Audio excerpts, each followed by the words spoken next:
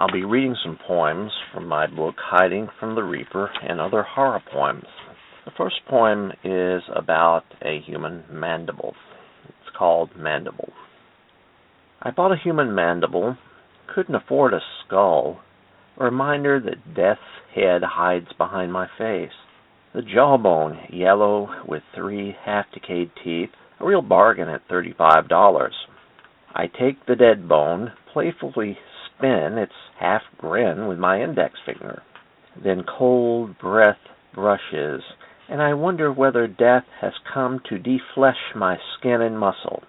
I turn around. A woman stands, her stare a burning glare, and I drop the jawbone. Her lower jaw lies slack, a formless flap. She opens her mouth, her voice watery. "That's mine." She's right. I give her the mandible, which she snaps into her jaw. She fades into nothing. I glance at the space where I'd set the mandible, but all that remains, a receipt. The next poem is based on the works of H.P. Lovecraft. I'm a huge Lovecraft fan, and I find his mythology quite interesting, and I'm going to read a poem about one of the gods in Lovecraft's pantheon. They're not really gods, they're more powerful, finite beings that are in other dimensions. And this is about a being called Nyarlathotep. Nyarlathotep. When I died, my body lying, doctors squeezing my heart, you ripped me away and I flew through an open gate into a void. I stopped. No space, no time, blackness. I awakened. The horror of your non-Euclidean form pulled me inside and I knew you. Nyarlathotep, keeper of worlds, guardian of dimensions. You sent me to the city of dreams. Misshapen creatures full of mind ears probed me, drew out sanity, left behind a broken shell. I flew back from hell, back through nowhere, back into my body, and the gate clicked closed. I know people sometimes hate clowns. Sometimes children like clowns.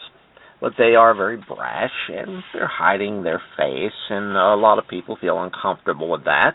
I'm sure we all remember Pennywise the Clown from Stephen King's novel It, which was made into a TV movie.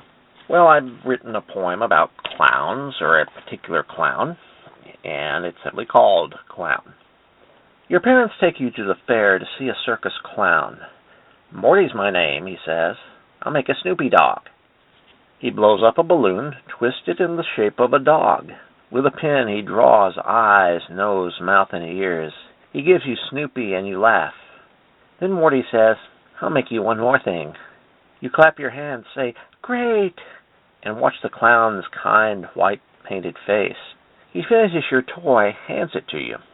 2 black eye holes stare you down. Black dots make the nose, the mouth's a toothy grin, a skull. As you drop the twisted toy and flee, Morty says, remember me. Next time, I'll visit you.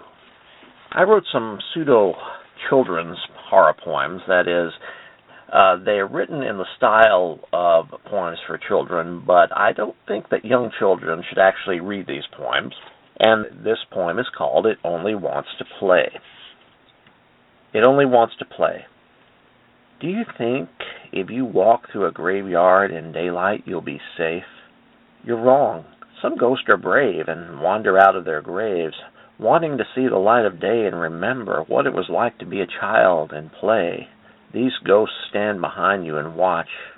Sometimes they crave what you have so much that they wave their ghostly arms beside your ears. If you listen, you might hear their whispery voices say, come play with us.